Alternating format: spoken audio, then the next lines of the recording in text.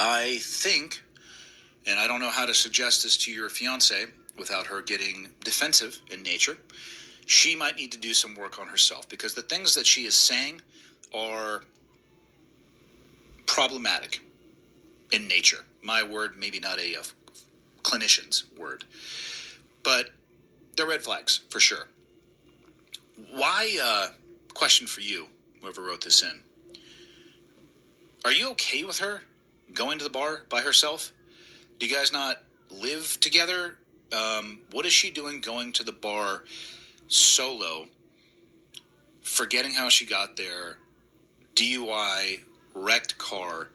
I mean, as an adult, right, if you want to make these decisions, when we live in a world where I can summon a vehicle in a few minutes on my phone, I mean, that's just irrational, irresponsible behavior to begin with. Let alone, I don't understand why you would be comfortable with her going out and drinking to the point of excess and blacking out and not knowing how she gets back home. For me, as somebody who would be on the other side of that equation in the relationship, I would be deeply uncomfortable with that. From an issue of safety and security, let alone responsibility. And again, this is one of the limitations of an email being written in. You didn't mention that you were there, though, and it seems like that she is doing this on her own. And my question to you is, why are you allowing that? Why are you tolerating that? And maybe it's because you said, before the time I put a ring on her finger, I was in it for the long haul.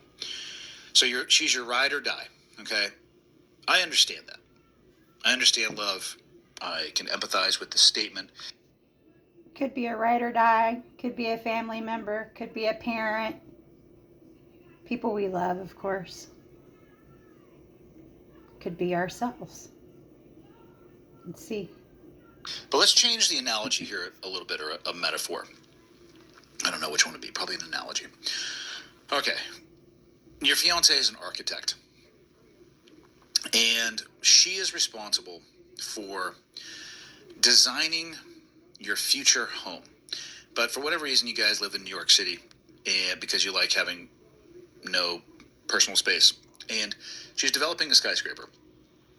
She's laying it out, and you're there with her, and you're an architect too. And you can see that in her design, she is creating a skyscraper that is, from a foundational level, unsound.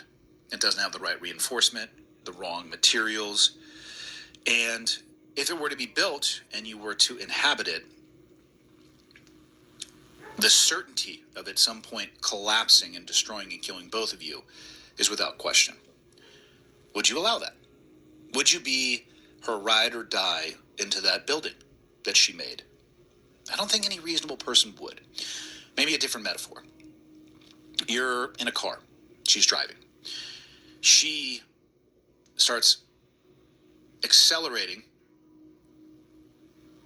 and expressing a desire to drive the car off of the road, which in my mind's eye would be a Dukes of Hazzard jump off a ramp over Niagara Falls, even though this is a really tough one. I'm combining a lot of different areas and eras and TV shows, but you get the point. Now, in this scenario, if you were to choose to, you could exit the vehicle while driving, and for whatever reason, you wouldn't get hurt. You had the ability to get out.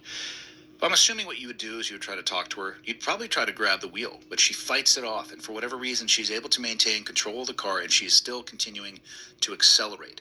And you had the ability to save yourself. What would you do? Would you stay in the car and die, or would you get out?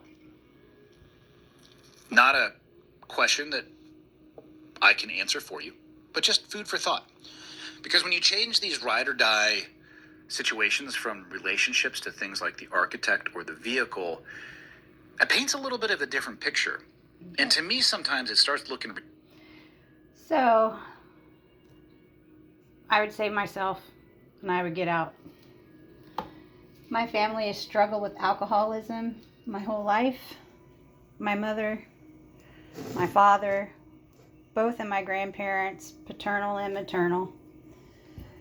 This July 4th, we celebrated with shots. My mother had one shot July 4th, It made her sick. She hasn't drank in a couple of years now, and even had to be put on medication to stop drinking.